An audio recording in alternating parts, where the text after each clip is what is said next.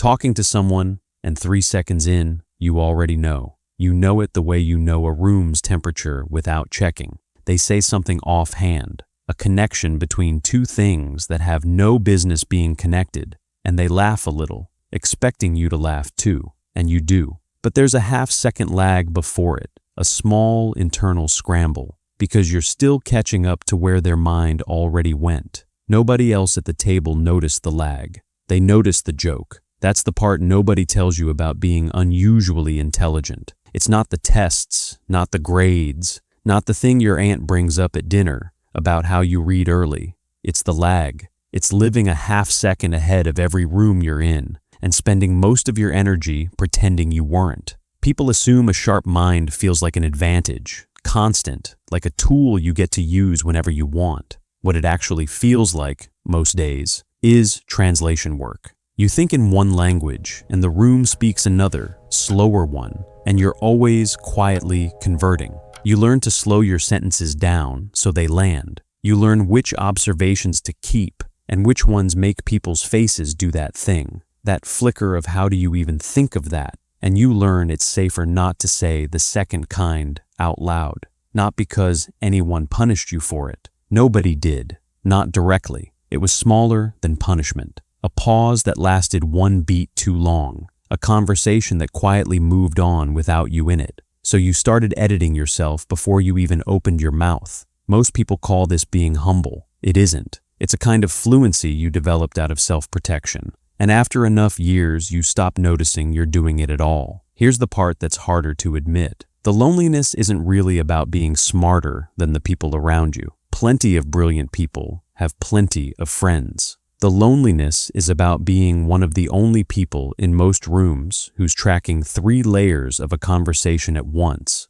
what's being said, what's meant, and what's being carefully avoided. While everyone else is comfortably tracking just the first one, you're not above the room. You're just running a different process underneath it. And nobody else can see the process, only the slight delay it causes. That delay gets misread constantly as arrogance, as distance, as not caring enough to keep up, when actually you're the one doing the most work to keep up with yourself. There's a specific kind of exhaustion that comes from being expensive to be around. Not because you're difficult, but because keeping pace with your own mind takes a strange amount of effort, and people sense that effort even when they can't name it. They feel like they have to bring something to a conversation with you. You never asked them to, but you also never told them they didn't have to, because you weren't sure how. So friendships thin out, not from conflict, just from a quiet erosion. People drift toward conversations that take less translation.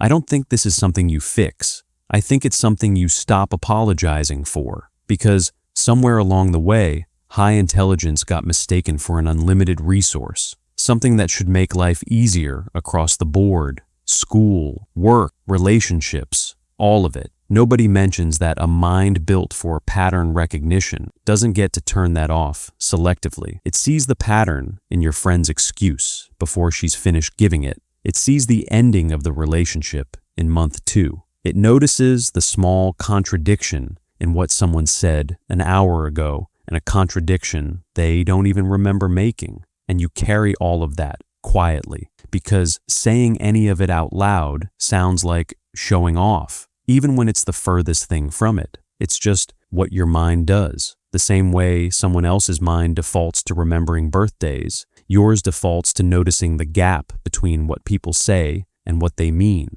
You didn't choose the lens. You just live behind it. There's a strange grief in being good at something nobody asked you to be good at. I want to be honest about something I don't fully understand myself. I don't know if the isolation gets easier with age, or if you just get better at building a smaller world that doesn't require translation. Maybe both things are happening at once. Maybe that's just what it looks like to find your people. Not more people, just the right ones. The ones who don't make you slow down for them because they're already moving at your pace, or close enough that the gap stops mattering. What I notice, watching people who think this way, is that the smartest ones eventually stop performing accessibility and start performing honesty instead. They say the strange observation. They let the room react however it reacts. Some people lean in. Some people get that flicker on their face and quietly excuse themselves to get a drink. Both responses are information. Neither one is a verdict on whether the observation was worth saying. It's a kind of relief, learning that you were never actually too much. You were just speaking a dialect most people hadn't learned, and some of them simply weren't going to, and that was never something you did wrong. I keep coming back to this image, a person standing in a room full of conversations happening at one speed, quietly running their own conversation at another speed entirely, smiling at the right moments, nodding along, fluent in a language built only for blending in, not lying, just translating every day for years, until translating starts to feel like the only language they have left. The realization, when it finally comes, isn't that you're too smart for connection. It's that you've been looking for connection in rooms that were never built to hold the way you think, and the rooms were never the problem. You just hadn't found the right ones yet. I think that's the whole thing, actually. Not a flaw to manage, just a frequency that not every room is tuned to. Anyway, I'd really like to know, does the lag feel familiar to you, or did I get it wrong? Tell me in the comments. I mean that.